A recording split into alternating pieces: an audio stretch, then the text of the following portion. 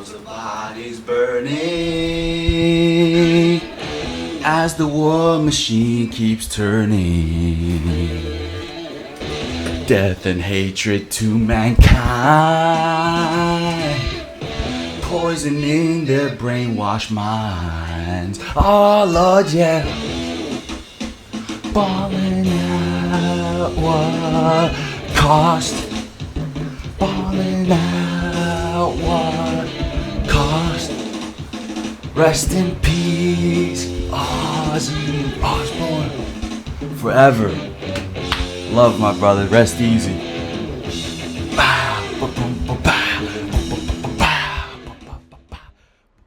Hi, I'm Alexi Pukanikan, and we're ballin' today, tomorrow, and most definitely yesterday. At what cost? We are halfway through the season. Rest in peace, Ozzy Osbourne.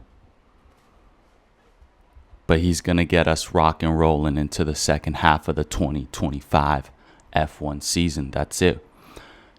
Round 12 blew our minds away, and then we went on a bit of a break. Now it's been, what, if we count it together, 3 weeks.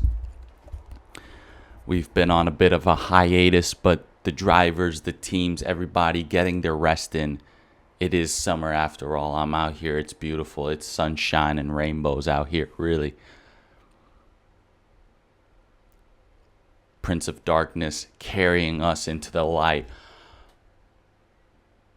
It's going to be a lot going down. But before we get into just like what is about to go down, we have a sprint race weekend in Spa-Franchorchamps, round 13 to kick it off.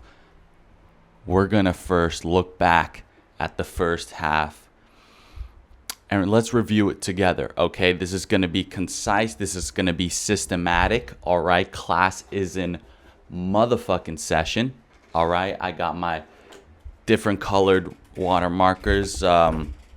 I did this last year. I'm going to try to do it again. And together we're just going to do the first half of the 2025 F1 season review. Let's do it, all right? Halfway review. And there's going to be 3 things we will be looking for in each round that we revise. Let me repeat.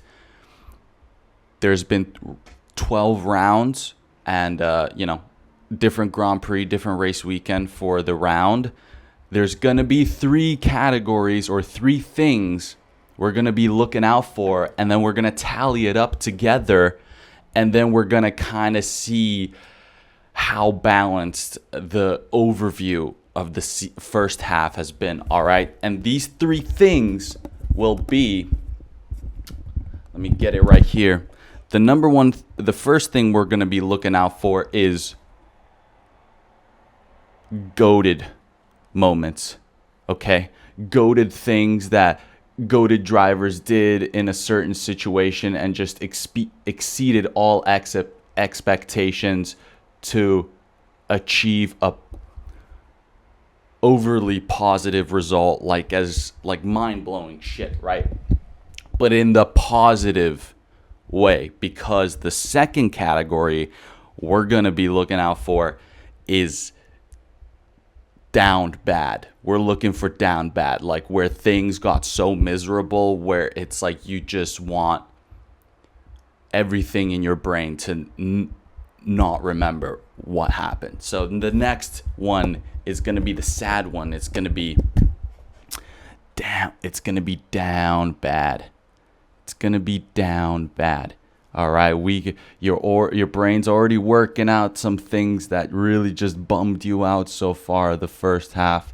This is the stuff I'm talking about. It's just unexplainable pain. And you would do anything to make it just go away. But that's the second category. And last but not least, ladies and gentlemen, we will be looking out for the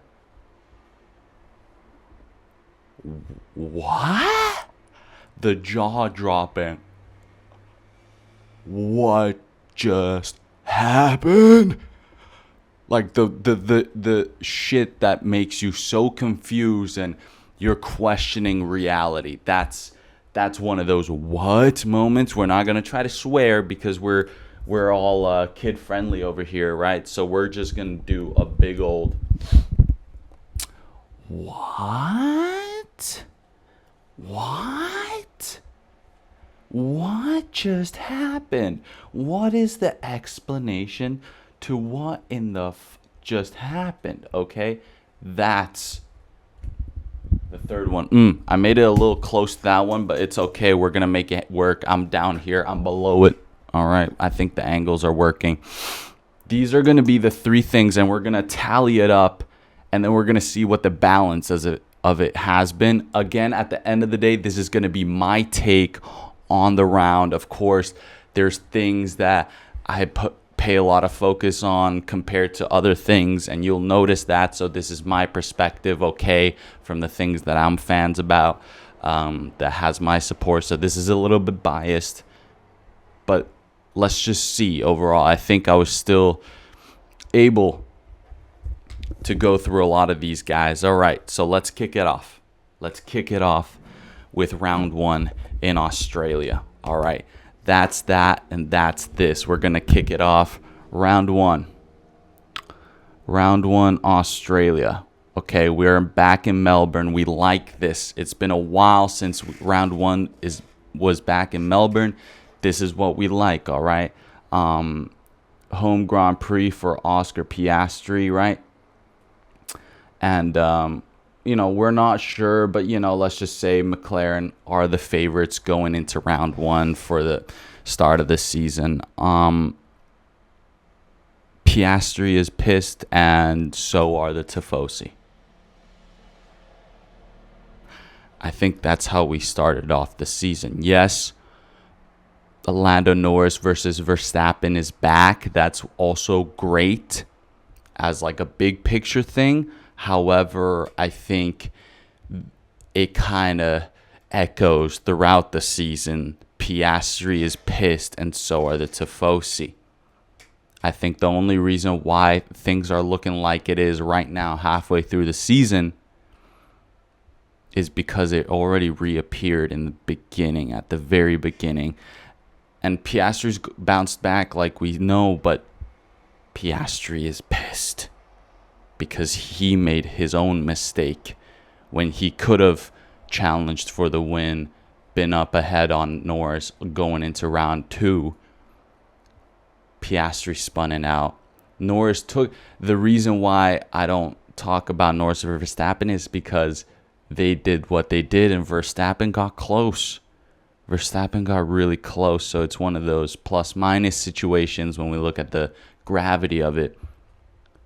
But Piastri and Pistons, so are the Tifosi, because somehow, one way or another, mid-level or low-level teams are ahead of them, which is not how we want to start it off, especially with the new driver lineup. So Piastri is pissed.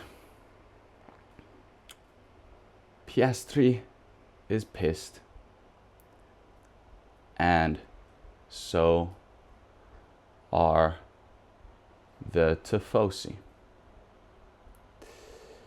And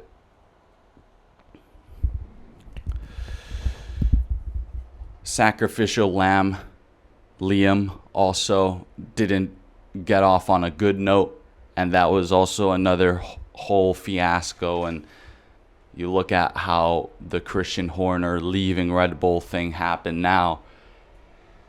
These small nuggets all became that one thing eventually.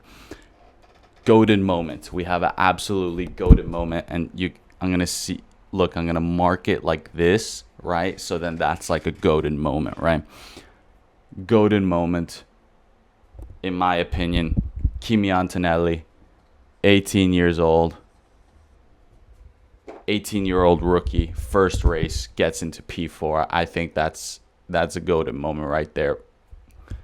In tricky situations, the kid was flying, so like just right off the bat, Kimi Antonelli just did some goated shit that, like, if he would have gone the podium, like, we would have like easily been like, okay, this guy's the new prodigy.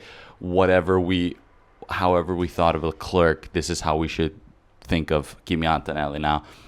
Kimi Antonelli, goated, did that in Australia. Now, something to mention as well, Williams' comeback season finally starting off on a strong note with Albon scoring a P5, because Alex Albon has been on some crazy shit. Even though he's had some bad luck, he's still been on some insane stuff. He gets into a P5. Stroll and Hulkenberg, like I said, are somehow stronger individually than the Ferraris. I think that's a what moment. Because we were like, okay, yeah, but like Ferrari, yeah. Like we maybe not be able to get pole or the race win from McLaren, but like we should be somewhere there, right? Nope, we get proven completely otherwise. That's a what moment, because Hulkenberg and Stroll, one Kick Sauber and Stroll and Aston Martin, already up ahead of Ferrari. It's a little sketchy, and it's already foreshadowing what is up ahead for the Tifosi and Scuderia Ferrari. So I think that's a what moment for sure. And last but not least, like I said, Piastri hometown disappointment. And this was the ultimate moment of reflection. First race in to the season for Oscar Piastri, because he made the costly mistake by himself. He knows it, and because of that, he said, okay, well, this was in my control. This was a mistake that I can fix.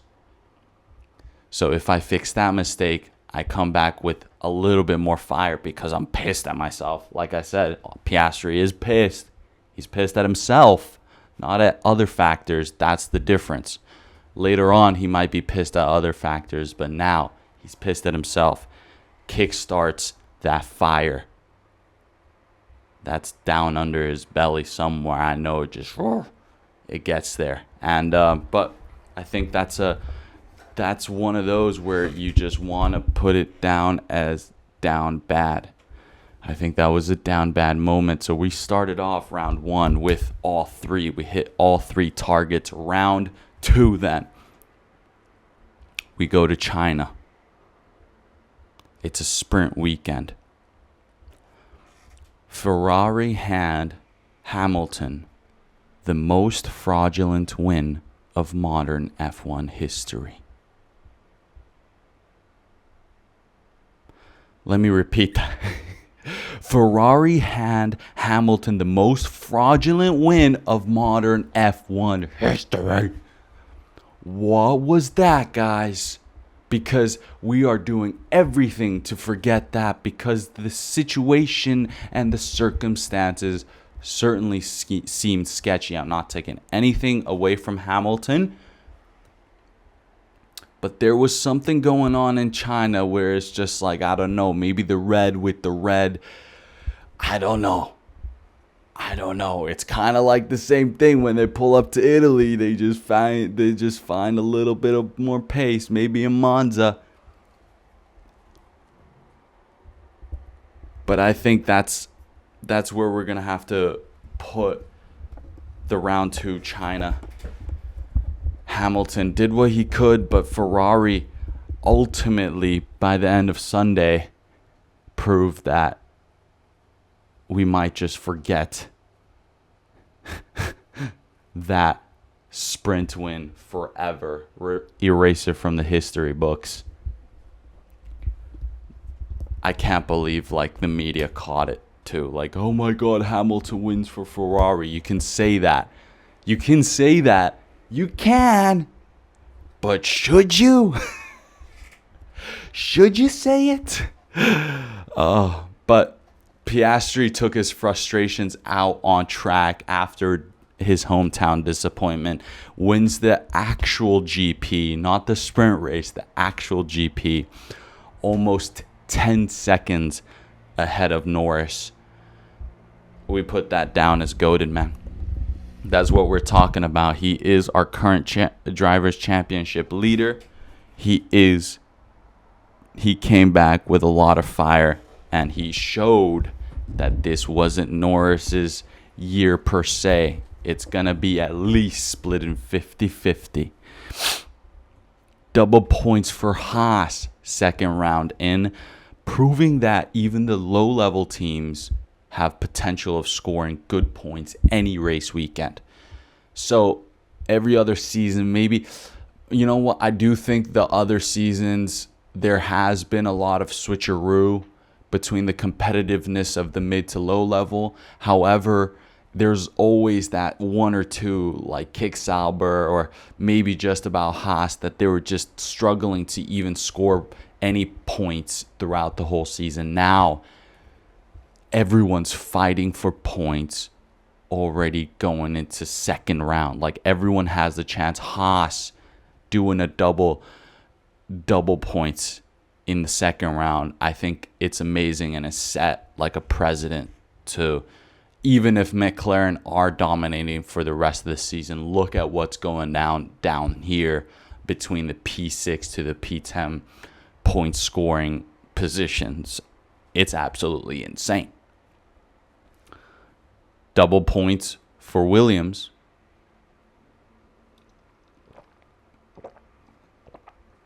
Double points for Williams as well. So competitiveness, like I said, between the low level and the mid level teams. And Sainz, you know, in the points, second race in after making a costly mistake in Australia. He comes to round 2 in China, scores his points with Williams while his former team that he got kicked out of had to double disqualify both their cars. Lewis Hamilton and Charles Leclerc got disqualified from the actual race on Sunday. Both of them.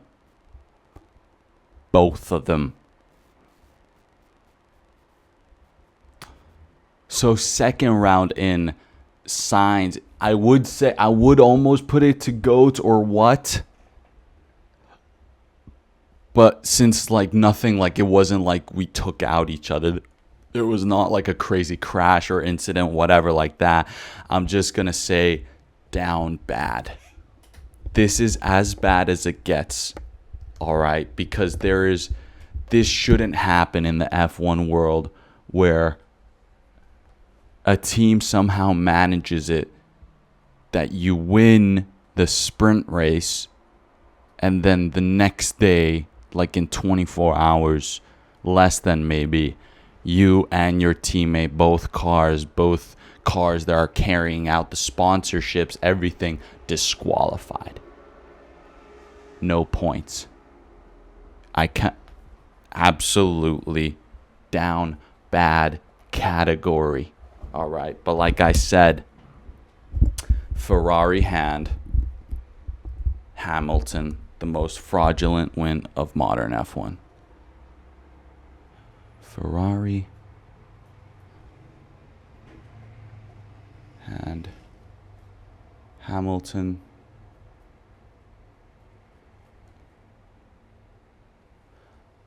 the most fraudulent fraud checked fraudulent win of modern F1. Insane. That is absolutely insane. Round 3. We go to Japan. All right, a little neighborhood country. Do do do do. Max Verstappen. Max Verstappen. Back like he never left, the GOAT himself. Norris shows a bit of his weakness already in round 3. I think before that, Piastri was just on some goated shit in China, but this was when Norris first time showed a little bit of, it's going to be more challenging than we thought for him individually.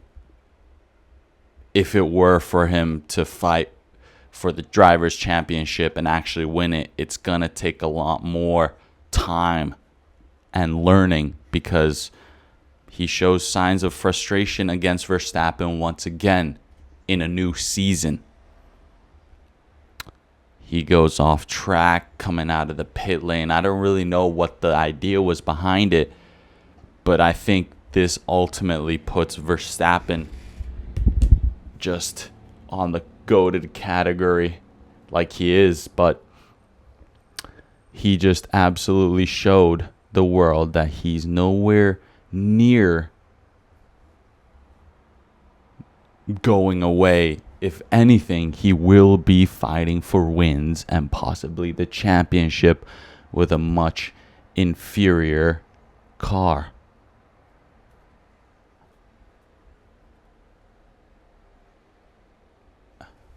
And everybody knows, even in going into round 13, Verstappen's always a threat every single race weekend. All right? So we're going to have to mark him down for goated in Japan. And we're just going to keep it simple. Do, Max Verstappen, you know, the savage himself, gets pole position, gets the win. And this is when we start paying attention to the Red Bull scenario, where Isaac Hadjar gets a P8 in the Red Racing Bulls, not the Red Bull, with sacrificial Liam at P17 in the Red Bull car. So his teammate wins, and he's at P17. Very mindful of the things that we were witnessing with the other teammate in Checo Perez last season, or maybe other seasons. And Yuki Tsunoda at P12 at home. No smooth sailing in the Red Bull teams, Red Bull or Racing Bull. The whole thing is already brewing. And so even though Verstappen wins in the Red Bull, I think the team-wise is not being able to fully enjoy it. And I think this is when we start the cycle of what eventually happens, which is Christian Horner getting fired as the team principal. Okay. Hamilton's gap to Leclerc is exposed slightly. We know Hamilton's the GOAT, but we also know Leclerc is really good at driving that Ferrari and takes it to the absolute limit. Now Hamilton has that gap that he has to figure out in learning the new car, the new engine, the new team, everything like that.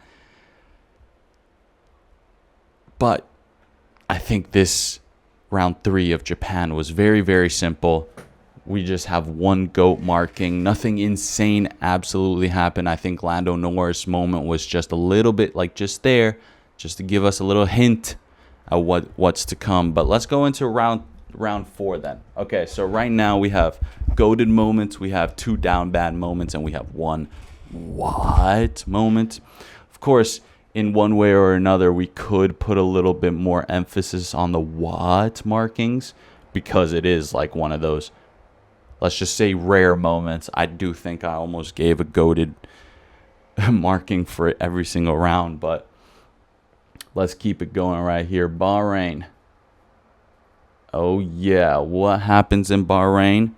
Second Piastri masterclass with a flying Russell. With a flying Russell. Russell. I think this is the first time where George Russell comes into the picture of challenging for race wins and pole positions. So I do think this is a good time to mention George Russell in the headlines, but also, of course, second Piastri masterclass has to be mentioned, as now he was like 15 seconds ahead of P2. But I do think Russell was closer than statistically we see it as. Russell was close to challenging for pole position, and as well, if he got the better start and he leaded, then it might have been a different story. But I think Piastri masterclass this one, and it was his second one after China. All right.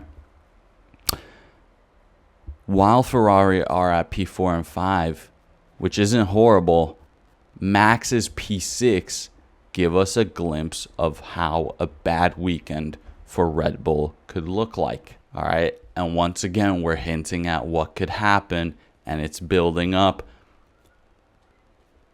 I think Max Verstappen at least didn't show extreme signs of frustration. And I think this is when we slowly move towards the problems and Verstappen eventually lashing out. Then we go to the mid and low level teams. Pierre Gasly with a P7 means that all teams have now scored points already in round 4. I think that's a what? What? Pierre Gasly P7, yes, in an Alpine. I do think it is a great achievement. And I think that's a what, man? I think it's very rare that we already in round 4, everyone's bunched up. Everyone has a chance to score points. I'm putting that down, man.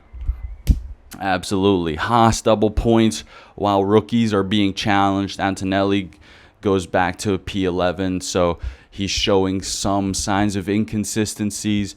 And slowly, Jack Doohan hears cracks on the thin ice he is standing on. Let's be very honest here, and let's not forget him. He was the GOAT. Man. And Carlos Sainz, 2025 season bad luck starts, I think, ultimately at round 4 because Yuki Tsunoda, the master plan man himself, fully rams into my boy Carlos Sainz and forces him to DNF. And this is one of those moments where I'm down bad as a motherfucker. I mean, I just want to cry my fucking eyes out. Holy shit. I'm not like, what? Otherwise, it would be too like, I'd make it borderline racist. I would be a little bit too mad. I don't want to point at him. I just want to point at the fact that bad luck hits my boy Carlos Sainz when he doesn't have anything to do with it. Okay? And did I have an actual goated moment? I think so. I think goated moment for Oscar Piastri here. 15 seconds, I think. I'm not going to double check. I just believe that he was. Maybe I'm delusional. Bam. All right. That's beautiful. Then we go into round 5, Saudi Arabia. Round 5, Saudi Arabia. Keep in mind, now Oscar Piastri has won twice, which is already more than Lando Norris. Lando Norris has won once so far. He's still got that fire going from what happened in Australia. He's got this fire going. He knows how to start. He knows how to take his time. Round 5. This is when we start understanding just how intelligent Oscar Piastri really is. Because Piastri pulls a Verstappen on Verstappen. He does the Uno reverse card on the guy, on the 4-time champ. Turn 1, lap 1. What you got, homie G? Let's take a look at the rule book, all right? Let's look at the history book of what you've been pulling. I'm going to pull that on you, homie G.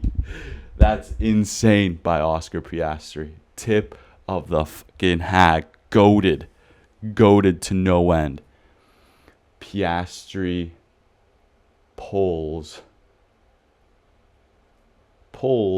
a Verstappen on Verstappen. Oh my God, this guy, and this is when one of those moments where we also understand just how goated this guy is, and this kid's got brass balls doing that kind of stuff against Verstappen. Of course, respectfully, Verstappen never went back at Piastri, really. He went more towards, like, you know, the rule book, or like just the whole thing of it all. But yeah, Piastri makes it 2 in a row, and you have to put that on some goated shit. And Norris's racecraft gets slightly exposed for the first time this season. Last season, we already got glimpses of it when he's trying to fight Verstappen. But this is the first time this season where we're like, whoa, what? Because Hamilton's already struggling enough in the Ferrari, right? I think it was that Lando Norris had fresh, hard tires and Hamilton had old mediums. And somehow Hamilton was just finessing this kid. Finessing this man, this handsome man, Lando Norris. But both very handsome. Lewis Hamilton was seriously just schooling Lando Norris for quite a while, for quite many laps, just toying with him, really. And ultimately, that's what made Norris fall so far back behind. And I think that was like a, what? Wait, what? That's like we're still like, really? Look at where the Oscar Piastri is in Saudi Arabia, bro. Whoa. I was a little, like, seriously, that was like, what? So either Hamilton still got it and he's still really to go and he needs to be in the McLaren if we're talking real shit, or Norris, if Norris can't even do this against Hamilton, how is he supposed to do this against Piastri or Verstappen later on in the season? That's the thing that was running through my mind in round 5. And we finally got a Charles Leclerc podium. All right, just so this guy has some joy to live. Just so he doesn't end it all. All right, Charles Leclerc, I love you. And this is one of those moments where, like, yeah, he's goated. I'm going to put that down. I don't have it marked here, but I think Leclerc podium in round 5 already. He showed us. He's still here. We're all good. Ferrari still got somewhat of a chance. We're all right. We can breathe. Double points for Williams. Teamwork makes the dream work. A little DRS train action, switcheroo, doing everything it takes together to score those double points, to really try to improve the achievements. All right. And this is what I really like. Very aggressive, but you do it and you get everything out of it. Bortoleto almost took out his manager on track, Fernando Alonso, when he was trying to defend the fucking straight going into turn 1 with the DRS, and Fernando Alonso almost got squeezed like fully into the barriers in the braking zone, which would have been kind of fucking dangerous. And that was like a freak out moment. I freaked out a little bit. I did not understand that could happen. A kick Sauber and Aston Martin, and a rookie versus, well, I mean, of course, a rookie, but what the fuck was that? That was scary. Like, it could have actually ended up pretty bad, and that's Fernando Alonso we're talking about. No one, and we're talking about, of course, Fernando Alonso managing Gabriel Bortoleto. That was stressful. It made me clench my butt very hard for the first time this season. Round six. We're doing good. I'm sweating a little bit, but we're moving along just fine. I think we're getting this as concise as posible.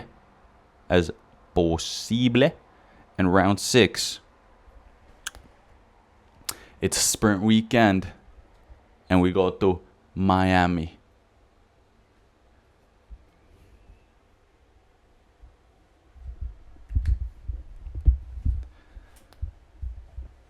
Hey, could you tell me what happened at the 2025 F1 Miami Grand Prix? Legos? Yay! Ferrari? No!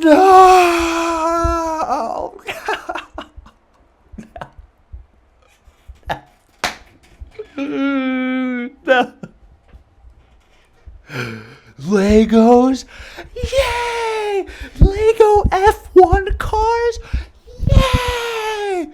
Ferrari? No. No, Ferrari, no.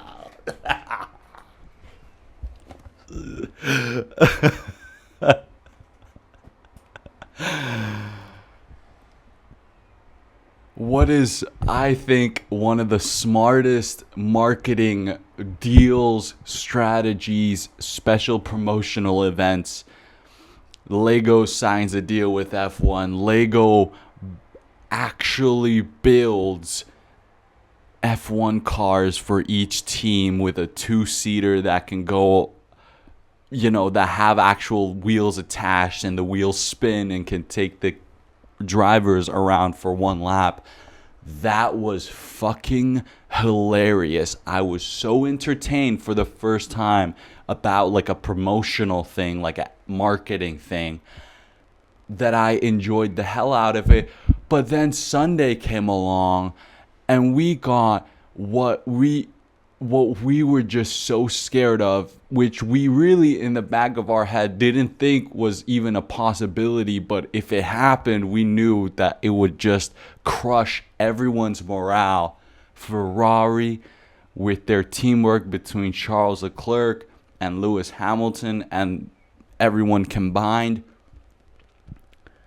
they were in a live in hell, dude. They were in hard rock in hell, dude.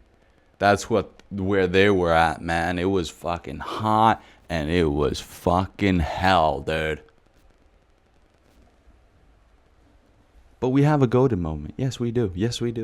We're gonna switch it up on the positive with it, because my young goat, Kimi Antonelli, sprint qualifying pole position. Not a problemo. 18-year-old, right? And we're going to count this as a golden moment. We didn't count Hamilton's fraudulent F1 sprint race win. This was goated because the car did not get disqualified the next day. So young goat Kimi Antonelli picks up a pole position. I don't care if it was for the sprint. It still counts. That's goated. Norris versus Verstappen happens to the fullest fruition so far this season, and it happened in Miami. In fact, it happened in the race start, arguably already. Verstappen locks up, goes deep. Norris tries to get him already turn 2, turn 3. Verstappen defends. Norris gets pretty much GG'd. Later on, they meet once again. Verstappen defends. Norris can't do nothing. Piastri closes in. And then Piastri takes his turn.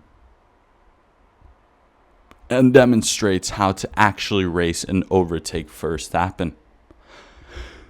And as much as I want to put this as a Piastri, whoa, that's insane moment and goated moment, he did win the race. However, I'm going to say that was a what moment. I think that's all red. I think that was wait a second, homie G. We're not talking for real though, right?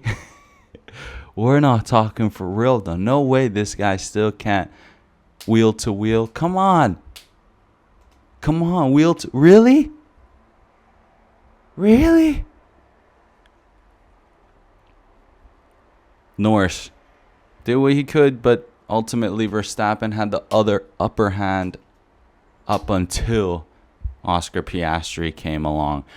Carlos Sainz and Alex Albon double points. Albon P5 once again. Carlos Sainz in P9. They're doing their thing together. George Russell does nothing. P3. The meme is born or solidified. And to be fair, this is more like a tribute, like a let's just pay tribute. Jack Doohan's F1 legacy is being in the Lego F1 car race video. And I think that's when we just got to throw one out to the brother Jack Doohan, man. That's Jack Doohan right there. Shout out Jack Doohan. You know what I'm saying? Shout out Jack. Rest easy, bro. And of course, we're going to do another one because Miami it's like that Elvis song. You're the devil in disguise. Oh, yes, you are. Devil in disguise. That's what Miami is. All right. Legos. Yay. Like they try to, we're at the beach. It's Miami. We're all about fun and the Legos. No, it's a fucking living hell. Jack Doohan's career ends after 5 rounds. And Ferrari's teamwork with Lewis Hamilton and Charles Leclerc and the strategy, everything is in the gutter. I already kind of said this. Piastri is pissed and so are the Tifosi. But this round 6, it took us round 1. This was already like, let's just forget. We're going to erase this out of our memory. And round 6, we reach our first boiling point. All right. It is what it is. All right. However, we're just going to put this down like I've very enthusiastically said. Legos. Yay. Yeah. Oh my God. Legos. Ferrari? No. Ferrari, no. The miscommunication, the passive aggressiveness, the everything just it like you're speechless. It was I would almost do it. You know what? I'm gonna do that too. It's an extra what moment. Whoa, what? Round 7. Oh my goodness gracious. We're halfway there through this freaking episode. We're gonna circle it off. Round 7. Imola. Sorry, I'm just hot. We gotta get through this. 3 wins in a row means we get patient Piastri. Patience is virtue. Piastri has that, super chill, almost like hippie-like sister. Dude, that sister just be hitting Piastri on some like yoga shit, and then they talk about like the fucking meaning of the universe and shit, and Piastri's like, I have inner peace, and I don't know what that. Yeah, so I think deep down I have some inner peace. That's it.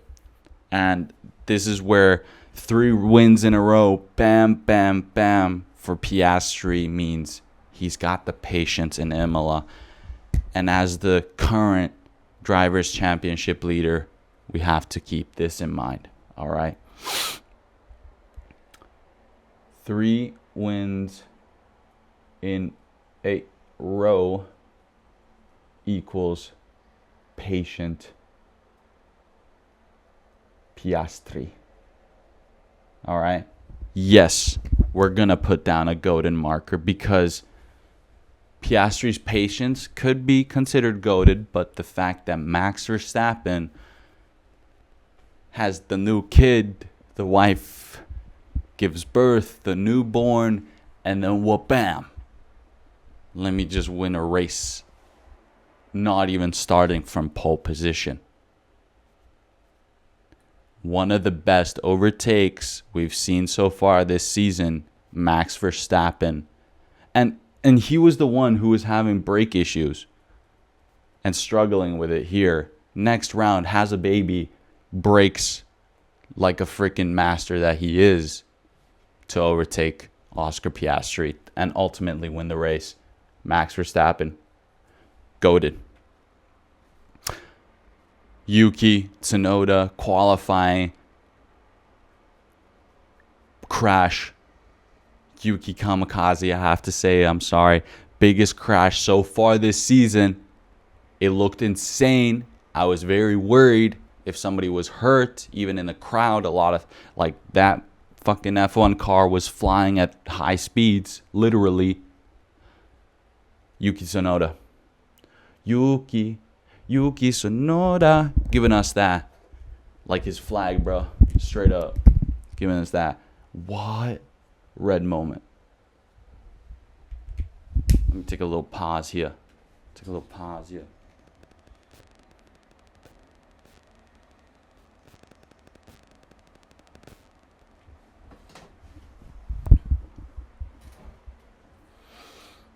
Hopefully I remember that. I fucking paused.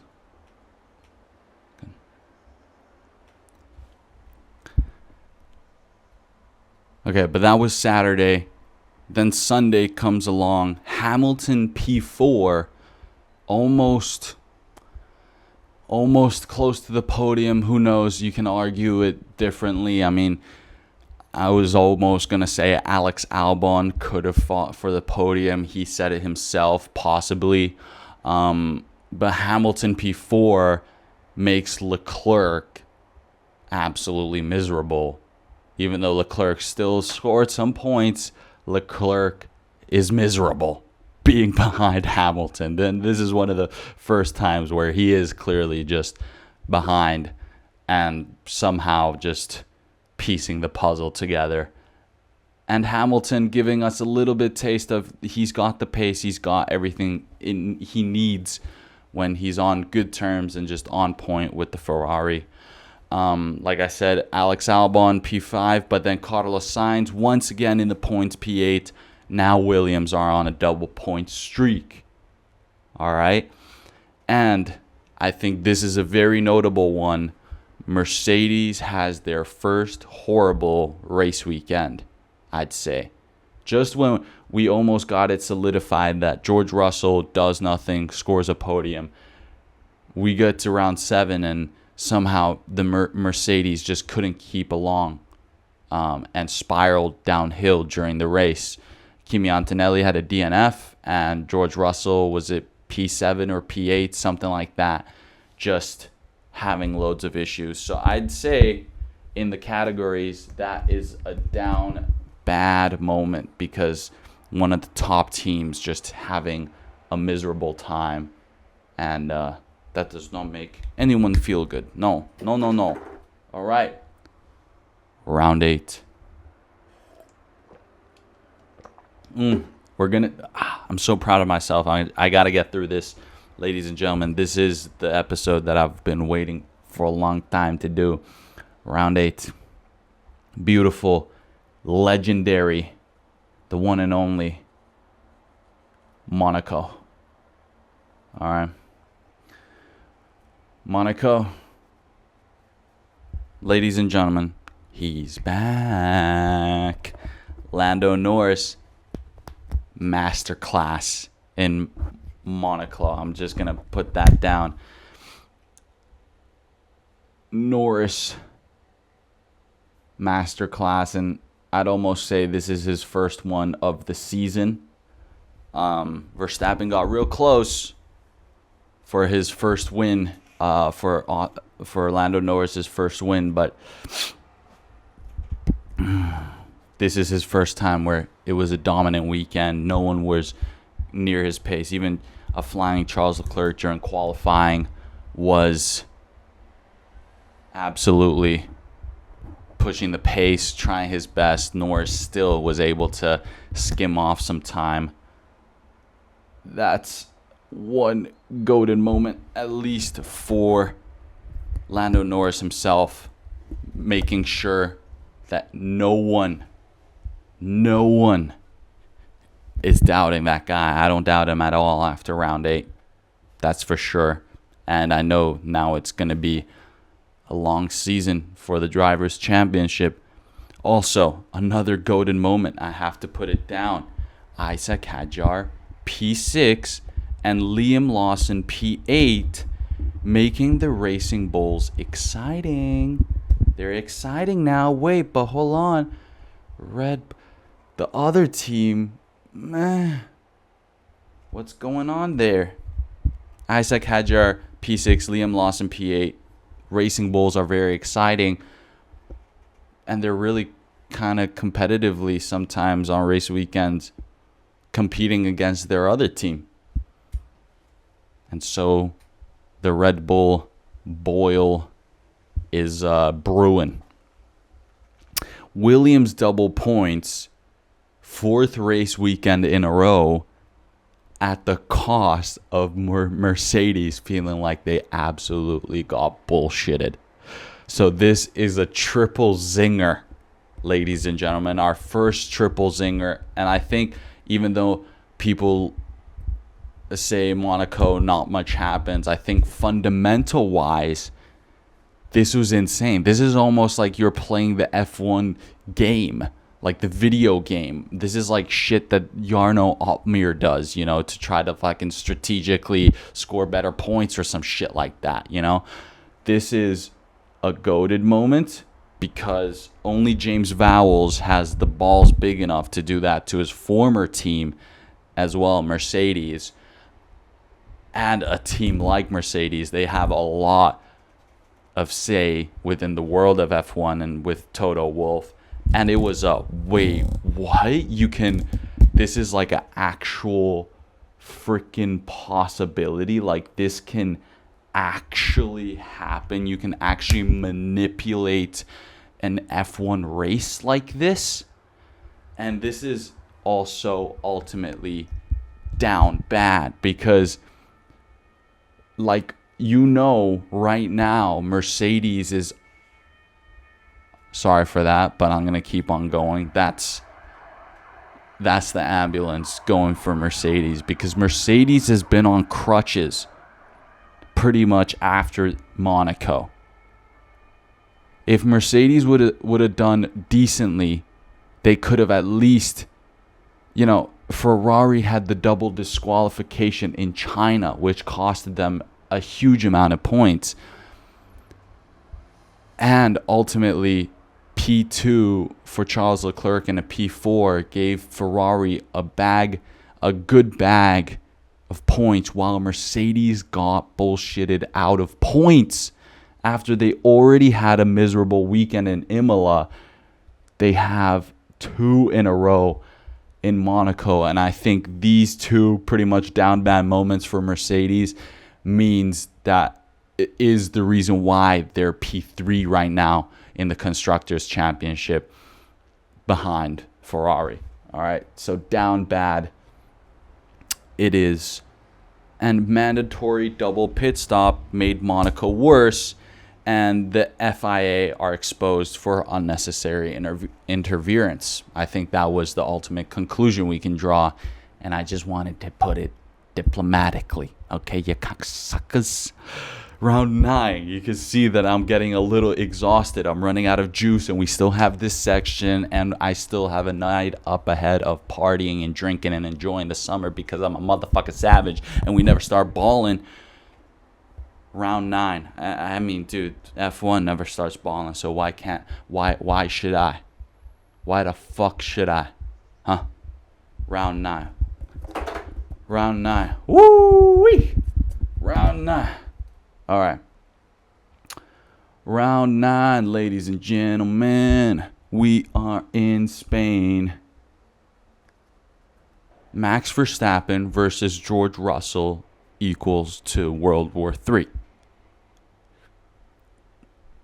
That was, if nothing else happened, there were some negatives, there were some positives in Spain, but because this happened towards the end of the race, that blew this was another race that blew everyone's mind. All right? That was the ultimate what? What? Are you what? And like I was saying, there was positives, there was negatives. Well, the biggest positive, Nico Hülkenberg in the Kick Sauber positions himself at P5. And if you listen to the onboard team radio, his engineer is lost in the sauce. Hülkenberg somehow, thankfully, fortunately, has the most dumbass engineer in F1 who's fucking clueless. This American bastard. Like, he's just like, hey, all right, what do we do now? All right, let's just pit stop right now. What? Nico Hülkenberg, the veteran, he knows exactly what to do, when to do it. This is what you pay him for the experience for. His P5 in Spain foreshadows how goated he still is, and the big moves he can make on a Sunday in order to score big as well. And the fact that Lewis Hamilton was behind him in Spain in P6, Nico Hülkenberg in P5, kind of foreshadows also what ultimately happens for Nico Hülkenberg in round 12, and which is something we will never forget and get to soon. But like I said, Verstappen versus Russell, and I think this is the crucial rivals also in the Drivers' Championship, not for the lead maybe, but for the P2, P3 equals to World War III. I mean, the tension between Verstappen and his team and Russell with Verstappen is a holy shit moment as well. Did I forget to mark this one? Wait, 1, 2, 3, 4.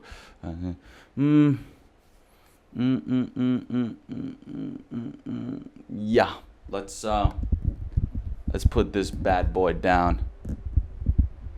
And Isaac Hadjar P7 is helping him with Rookie of the Year conversations, while Antonelli has another rough race weekend. And that is what also we need to keep in mind. A lot of rookies, very rare for us. And Isaac Hadjar P7, I'm going to put this down as goated as well. I'm going to put this down here. Goated.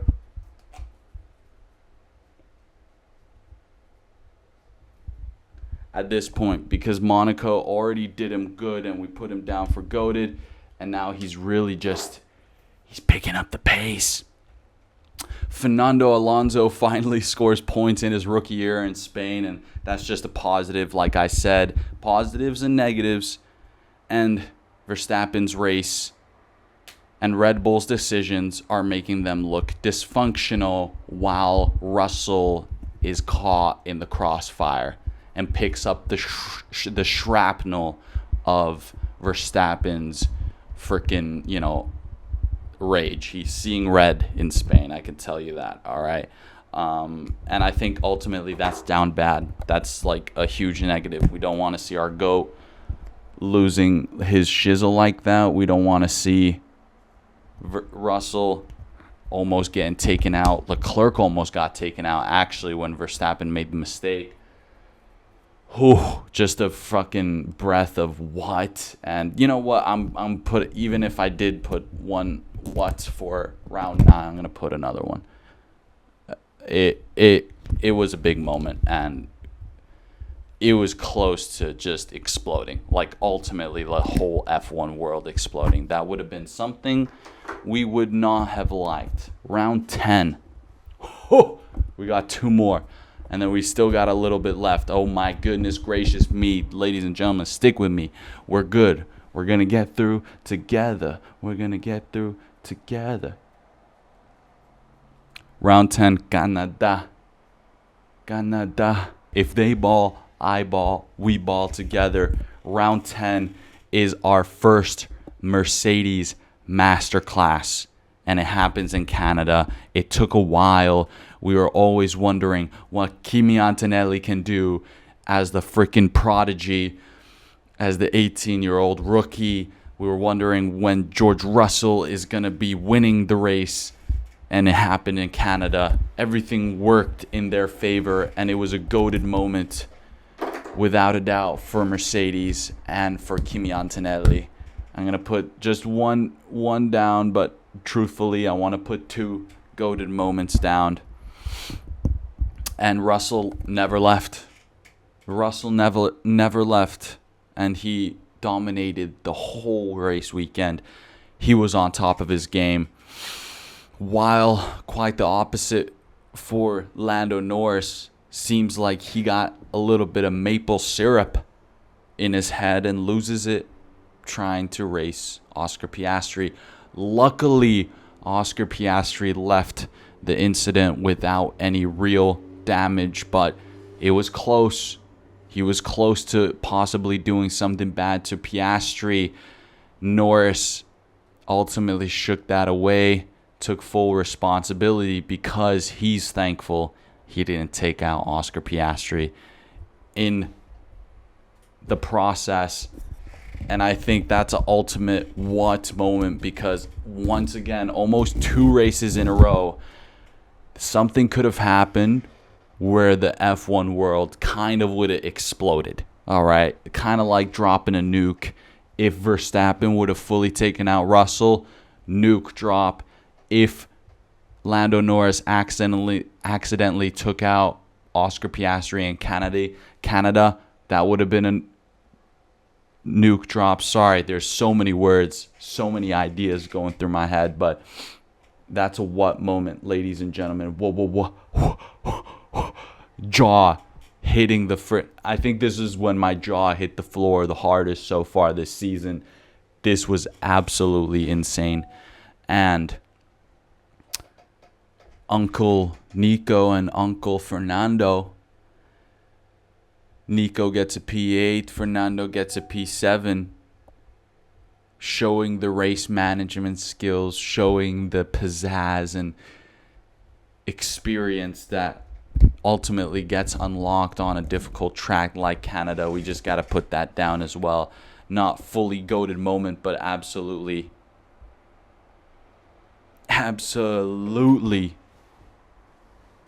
doing pretty much the GOAT stuff to show that the other kids, just to show that the rookies got still a ways to go. And we still got a ways to go. So I got to go into round 11. Round 11, we go to Austria at the Red Bull Ring. Beautiful scenery.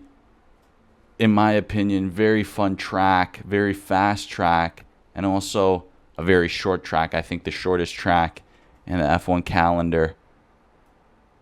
Elevation change, speed, DRS zones. And this is the first time we get a real proper head clashing, but in the best possible way, of Oscar Piastri versus Lando Norris. This was the peak of McLaren's Drivers' Championship fight between two teammates. Piastri pushed, Norris defended. This is as close as it got without bullshittery, without other factors. But ultimately, Piastri gets bullshitted. Piastri gets absolutely fucking bullshitted. But I am still going to put this down respectfully as Piastri versus Norris McLaren battle. McLaren battle. That's it. Very simple, very elegant. I like the fact that neither of the gentlemen pushed too far. And it also started with Max Verstappen, who could have probably done something great in Austria. The young goat Kimi Antonelli, after scoring his first podium, accidentally brakes a little too late, or just lunges a little too late, and takes out the current GOAT, Max Verstappen, which is a what moment. It really exposed just how weak the Red Bulls could be if Verstappen does not even finish the race. And I think ultimately this is the moment the Red Bull upper management or whatever decided to let team principal Christian Horner go, because you can't do that at home, man. It's got to be better. It's simply got to be better. However, I do think Liam Lawson at P6 and highest scoring Red Bull car gives a little bit of redemption in terms of the Liam Lawson arc. And after that, I think all is forgotten, and Liam Lawson has found a place in his new team, and he is going to still be able to grow and evolve way better there than at his previous position. But yeah, like I said, that was an ultimate what moment, because that's the DNFs that you did not want to see. Ferrari showed better pace, or more consistent pace throughout a race weekend. Gabriel Bortoleto, P8, first points in F1. And Nico Hülkenberg, once again, doing some crazy shit. P20 to P9, 11 positions gained, and 3 race weekends in a row scoring points. At that point, he was already on the heater.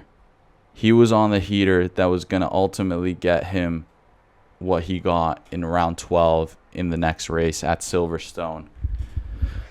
Chills in the most positive shape and form. However, then I look at Carlos Sainz and Alex Albon in the Williams. Double DNF. No, not my goats. Carlos Sainz did not even start. I think he just it's so out of his control, and I think that was the ultimate one too, where Sainz was I could not take it anymore. I cannot take it anymore. I cannot take it. It's unbelievable. Unbelievable. Okay? Down bad. I mean, I have nothing else to say other than that broke my heart. And you put freaking Albon as well out. It just, I don't know how much more I could take of Williams. That was heartbreaking. And last but not least, round 12. We have made it, ladies and gentlemen, over an hour. This is probably going to be an hour and 30-minute episode, and we're still going to have to do this. Oh, let me fire this off, ladies and gentlemen. I'm a savage. I don't give a damn. Round 12. Oh, Silverstone. Oh, I can't even write anymore. Silverstone. Oh, my goodness. Gracious May. Hulk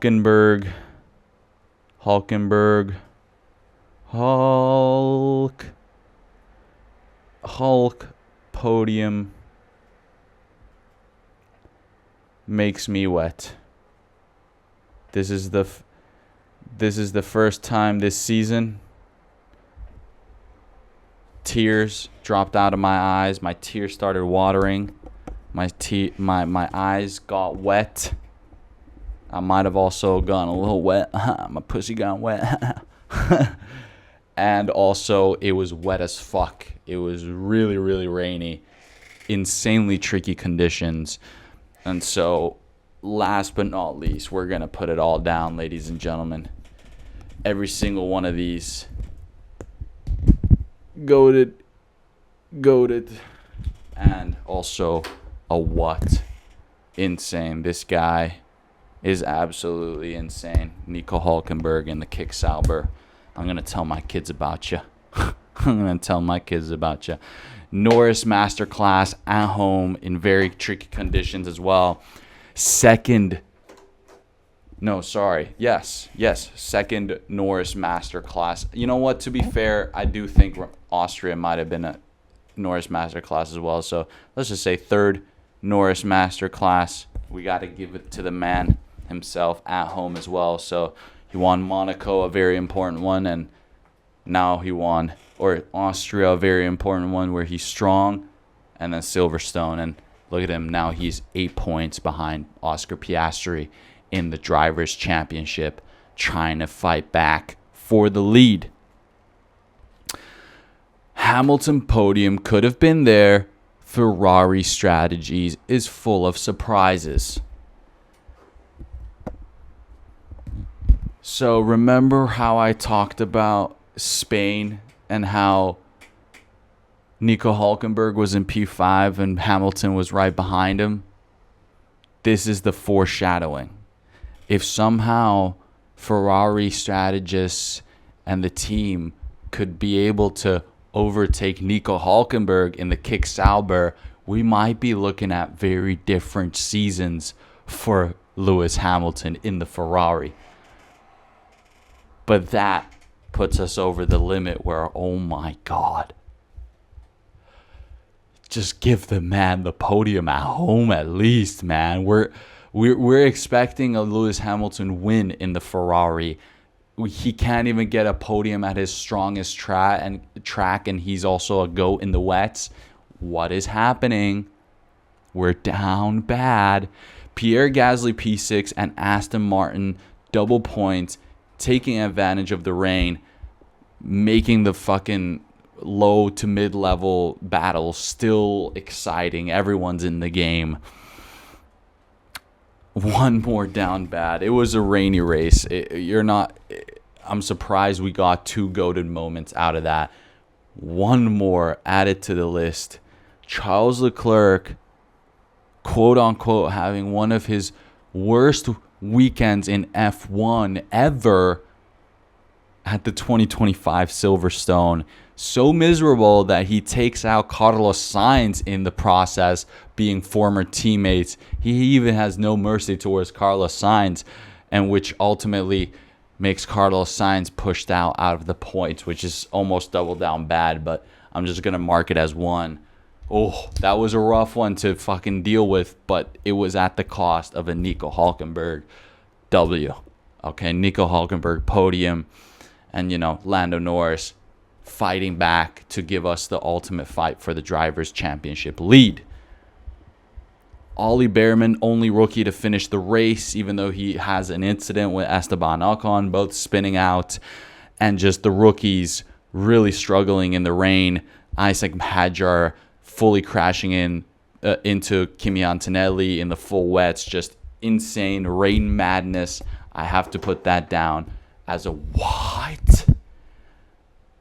Insane. Glad no one got hurt. And that's the first half of the season. We have a lot of GOAT moments. We have a lot of what moments. And ultimately, I might have marked it a little bit wrong, but what moment, more what moments, mind-blowing moments than just miserable moments. So it's good. We're not too cynical. That makes me feel good. And obviously a lot of goated moments. So obviously very optimistic about what has happened in the first half of the season. But let's just get straight into the second half of the 2025 season. Here are my picks, and I'm going to just write them down so we save a little bit of time on this long-ass episode. All right. First, we have the man who the universe is finally going to come back and answer his prayers and make it up to him. Carlos Sainz is going to be able to score a podium in the second half of the 2025 season. Sorry, I have to switch a marker. That's how much we're writing out here. Carlos Sainz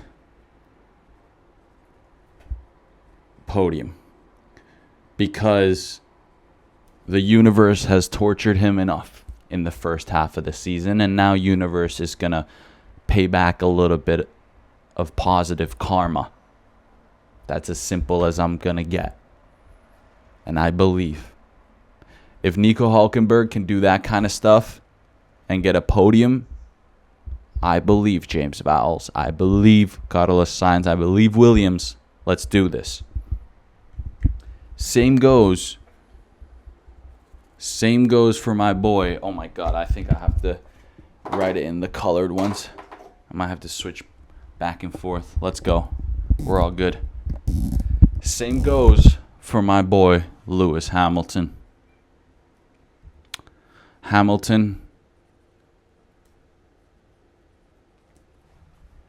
has been through a lot, and it's not been easy, but he always looks forward to a challenge, and his whole thing is he keeps on going. He keeps on fighting.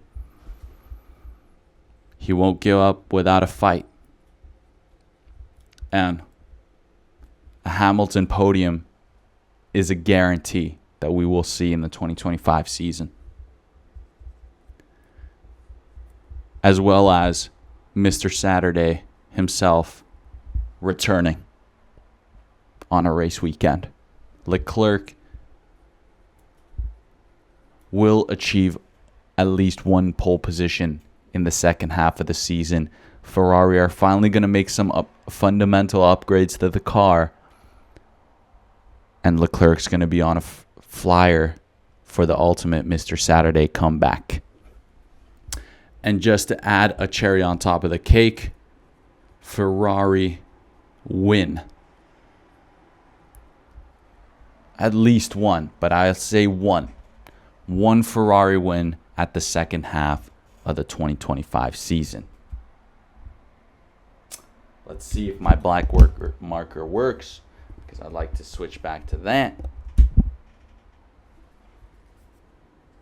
Nah, fuck it.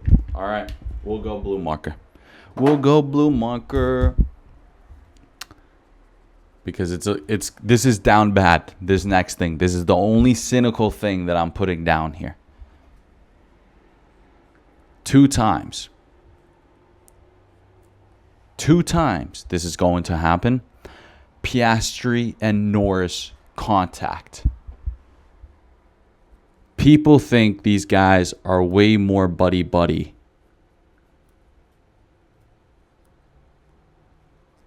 than it actually is. These guys are not the same guy. These guys are 2 very different guys. Piastri and Norris are fighting for the Drivers' Championship. It's already happened. They've already made contact. And going into the second half, I don't think Piastri's going to do anything like what he did in Imola, which is just hard. Even Austria, I think Piastri might be on some more aggressive shit if it means keeping the lead of the Drivers' Championship or getting it back. God forbid. Piastri-Norris contact will happen twice. Not once. Twice, if not more.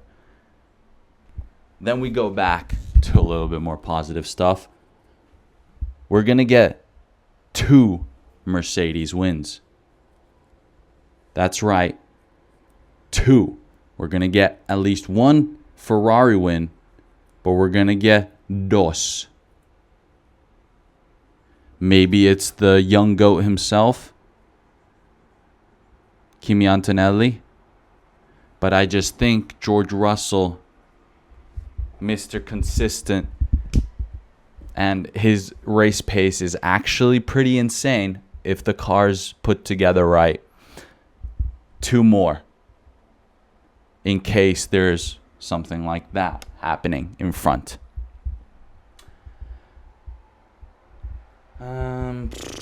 Maybe I just go with this. Aston Martin podium.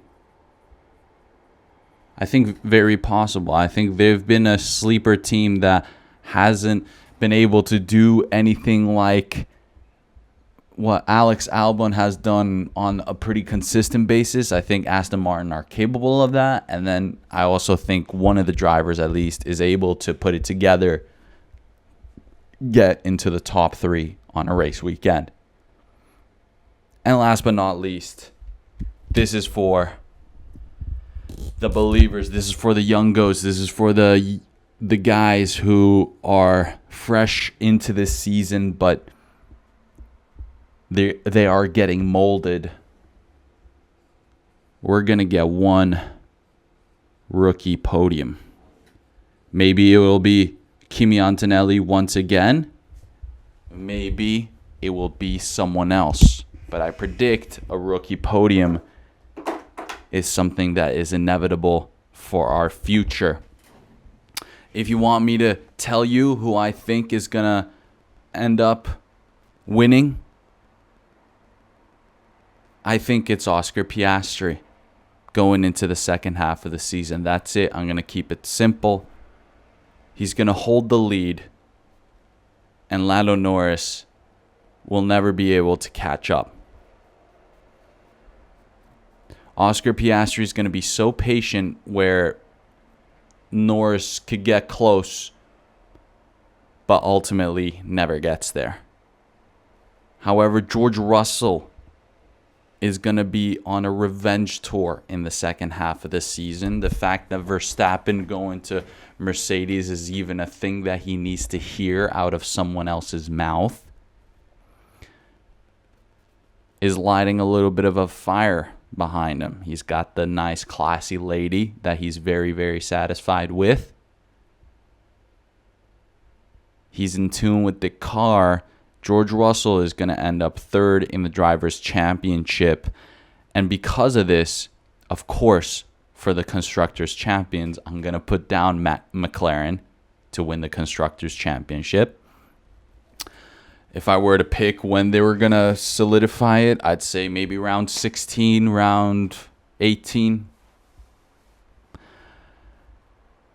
But second is going to be Mercedes. I think ultimately Mercedes is going to upset Ferrari and overtake them because George Russell is about to go on a freaking heater. I'm not saying Ferrari are going to struggle. Like I said, there's going to be a pole. There's going to be a freaking podium. There's going to be 1 win. But I think the consistency, and if George Russell gets at least 2 more, maybe Antonelli really gets more consistency behind his performances, always within P5 upwards, then we're talking about Mercedes overtaking Ferrari and ending up 2nd in the Constructors' Championship by the end of the season. Ferrari in 3rd. But like I said, if Mercedes are going to end up P2, George Russell is going to win, and Kimi Antonelli will prove that he is the Rookie of the Year. Right now, I would have Isaac Hadjar as the Rookie of the Year. But I believe Kimi Antonelli will have stronger performances more consistently in the second half, which will ultimately get him the Rookie of the Year. Most improved, Driver, I would almost give it to Alex Albon. Sorry, that was disrespectful. I was meaning to say Alex Albon. I'm literally dying out here. Such a long episode, so much prep time, but we're almost there, ladies and gentlemen. Almost there. Most improved driver, I would have to say Alex Albon for this season.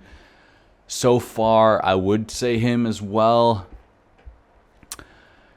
Almost Oscar Piastri, I would say, but, like statistically, but, I think at the end of the season, Alex Albon will prove to everyone that he has what it takes to even win races, take Williams to where they would be winning races, and I would say that the most improved team would be Williams. Most valuable player, right now, I have 4 drivers. MVPs is Nico Hülkenberg, George Russell, Oscar Piastri, or Max Verstappen. This is something that I will not put a pick on, but those are my 4 options, and likely one of them will probably win the fucking trophy, right? And that's that, ladies and gentlemen.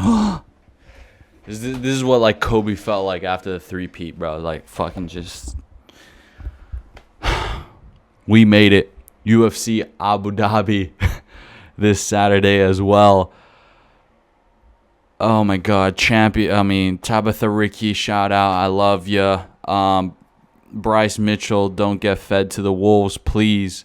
Shout out Magomedov, let's get a first round freaking flying karate kick KO just to make sure these motherfuckers know who you're dealing with. Co-main event, Peter Yan is going to do a little bit of a masterclass to entertain the home crowd. And main event, Robert Whittaker versus Renier de Ridder, RDR. The Reaper versus RDR. This is going to be a tactical strikeout for 5 rounds.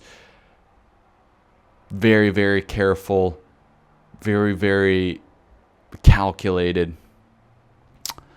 Between 2 fighters that are both savages, both able to do 5 rounds easy and keep up a crazy pace. Hopefully no one gets seriously hurt, but if it happens, it's going to be fireworks. Ladies and gentlemen, that's the first half of the season review. Take a screenshot. It's amazing. We did it. We did it. We fucking did it. Yeah. All right. Have a great week. Have a great second half of the season. Who's going to win Spa-Franchorchamps? Fuck you, Oscar Piastri. He's going to bounce back. Who's going to get pole position? I don't know. Fucking put Leclerc in there. I don't give a shit if it's in the rain. Fuck it. Fuck it. Fuck it. Crashes. Rain. Give me that for Spa-Francorchamps. I don't even give a damn about the sprint race, even though I do. I love it so much. I can't wait for the second half of the season. Rest in peace, Ozzy Osbourne. I'll see you guys next week.